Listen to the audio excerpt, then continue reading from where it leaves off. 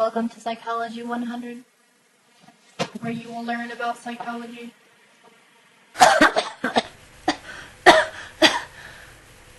Yeah.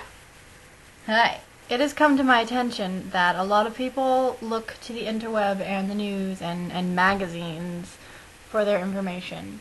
And none of these things are created to give you the facts, like truth. It's sad, but true. And a lot of people, they don't read textbooks, and magazines, they get you to buy them by being entertaining. And textbooks, they get you to buy them by having the facts and being true. So, you want to learn about something for real, you read a textbook, not a magazine. You don't go on the interweb and read Wikipedia. No, don't do that. Now I realize that textbooks are expensive, and so are college courses. So if you're too poor for that kind of thing, apply for FOFSA, the financial aid. Stop being lazy. Okay, you can be lazy. Because I happen to really love my psychology class. And I want to share with you a little bit of what I've learned. So, without further ado, let's get started. Today I'm going to discuss with you basic emotions and the ultimate success formula. Well, that's not annoying. Just kidding. Anyway. Okay, I just want to say that everything I'm about to tell you came from my brilliant psychology teacher, Mr. Karsten K. Look. He's awesome. First, I just want to say that psychologists view emotions always as a result of something else. They're never accidental. And initially, they always serve a purpose. But, when they no longer serve a purpose, that's when they become dysfunctional emotions. The first emotion I want to talk about is depression.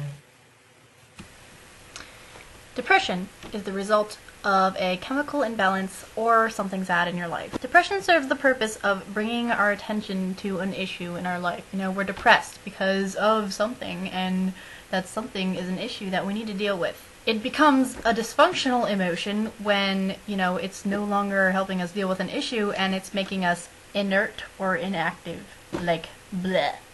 I'm a zombie. I know you know what that feels like. The way to change it is just addressing the cause, what is the issue? Depression's actually been called the common cold of psychology because a lot of people go to psychologists when they're depressed and they need help with it. And what psychologists do is they help them address the cause, whether it's a chemical imbalance or there's an issue in your life, and they help you get over it, whether it's through medication or changing whatever is making you poopy. The next emotion I want to talk about is fear. Fear. It's our perception of danger. And it's helpful because it activates the fight or flight response. Fight or flight is, I'm going to fight you, blah, blah, blah, heart pumping, or I'm going to run away from you, heart pumping, it helps us, say you're just walking down the street and suddenly, oh my god, there's a tiger! What do I do? Heart pumping, I'm gonna run away from the tiger. I'm not gonna go up and try to pet the tiger and then it eats me. Too much fear, though, leads to paranoia. And, you change that by, again, addressing the cause of your fear. What are you afraid of?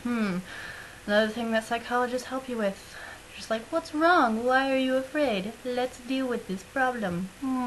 The opposite of fear is not courage. Okay? If you are not afraid, that does not mean you are courageous. That means you are just not functioning, because fear is an important part of life.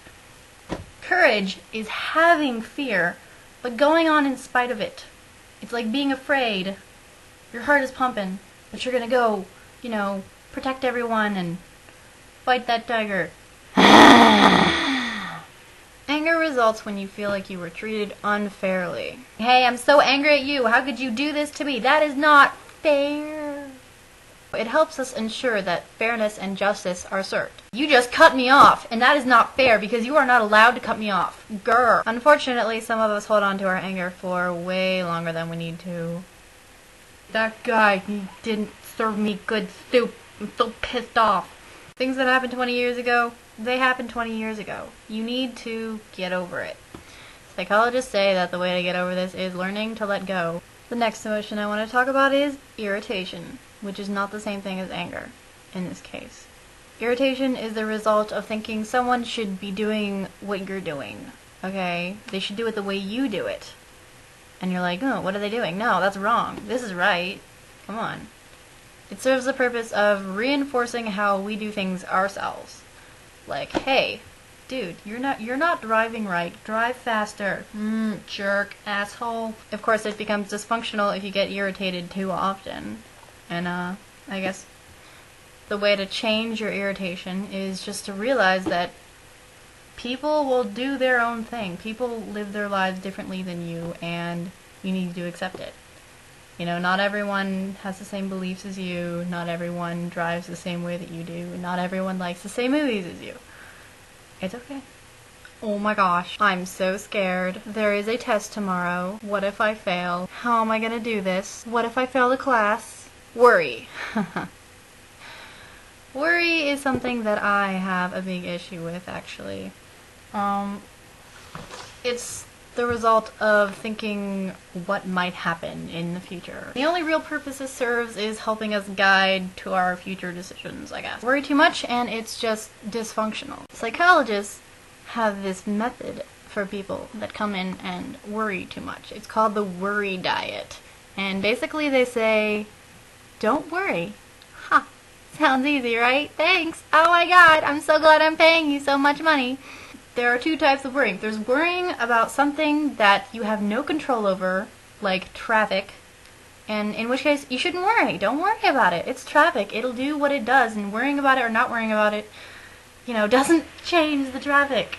And then there's worrying about things that you do have control over, like a test. Instead of worrying about it, study for the test, and it works. And then you don't have to worry, because instead of worrying, you're going to study, and then you're going to do good on the test. I just want to study. You don't study like this, you study like this. I need to take my own advice. The next thing I want to talk about is guilt. Okay, guilt is pretty much thinking about what has happened in the past and feeling bad about it. It too, like worrying, helps guide to future decisions. Guilt becomes dysfunctional pretty quickly. I mean, you feel guilty about something. Okay, well, what are you going to do? You're not going to do it again. It's not going to happen again. And if you feel guilty about it after deciding that you're not going to do it again, then it's too much and it's dysfunctional. So stop feeling guilty and just don't do it again, okay? Don't let it happen again. You're good. Yay, cured. The next thing I want to talk about is frustration. I love frustration. I do it all the time, especially when I procrastinate till the last day before I do a paper, and then I'm like, oh, I gotta do this paper, but I can't find an article, and I'm gonna kill myself now. Bam, bam. It's the result of a thwarted goal-directed behavior. As in thwarted goal-directed behavior. When you are frustrated, you are trying to do something. You have a goal. If you don't have a goal, then you really can't be frustrated because you're not trying to do anything. But, that is what that means. The purpose of being frustrated is it motivates you to complete your goal. But of course, too much frustration causes a lot of stress, and that's not going to get you anywhere near your goal. How you deal with frustration is actively addressing the cause. I don't really know how to deal with frustration. It's like my major issue. I'm just like this.